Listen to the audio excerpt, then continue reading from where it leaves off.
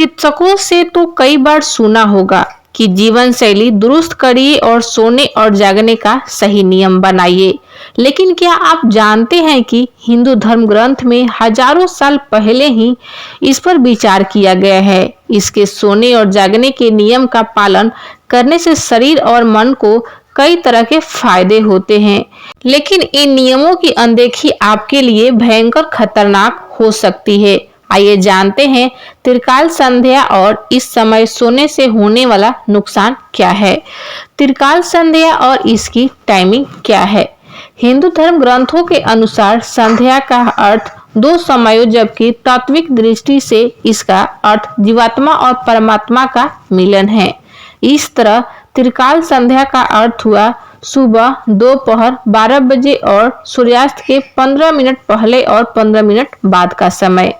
मान्यता है कि इस समय सुषुम्ना नाड़ी का द्वार खुला रहता है, जो कुंडलिनी जागरण और साधना में उन्नति के लिए बहुत जरूरी है। इस त्रिकाल संध्या के समय पूजा, जप, प्राणायाम और ध्यान अत्यंत लाभदायी होता है, इसलिए इस समय का उपयोग इन्हीं में करना चाहिए। साथ ही इन तीनों समयों में पूजन को संध्या पूजन कहा जाता है। इसमें पूजन करने से मन को शांति मिलती है। त्रिकाल संध्या का महत्व।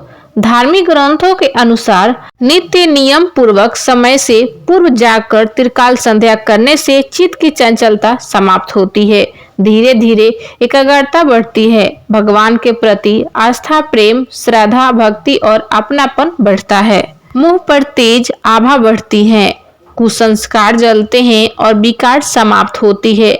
इसके अलावा प्रातः काल संध्या से रात्रि में जाने अनजाने हुए पाप नष्ट हो जाते हैं। दोपहर संध्या से सुबह से दोपहर की और सायंकालीन संध्या से दोपहर शाम तक हुए पाप नष्ट हो जाते हैं। इस प्रकार त्रिकाल संध्या करने वाला व्यक्ति निष्पाप हो जाता है। संध्या से अपार आनंद प्राप्त होता है। इससे हृदय और इंद्रियां स्वस्थ होती हैं और शांति लाभ प्राप्त होती है। शरीर स्वस्थ होता है और इस समय किया गया प्राणायाम सार्वजनिक औषधि का कार्य करता है। संध्या के समय सोने का नुकसान क्या है। और वे मुनि ने राजा सागर से संध्योपासना के फायदे और नुकसान बताए थे।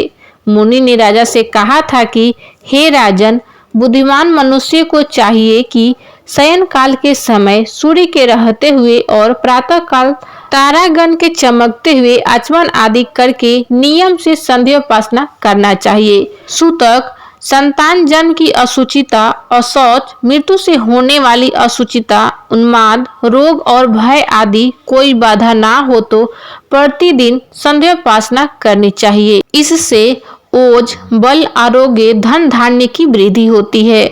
मुनि के अनुसार जो व्यक्ति बीमारी होने के समय को छोड़कर जो व्यक्ति सूर्योदय या सूर्यास्त के समय सोता है वह प्रायश्चित का भागी होता है। साथ ही वह व्यक्ति इससे मिलने वाले अद्भुत फायदों से भी वंचित हो जाता है।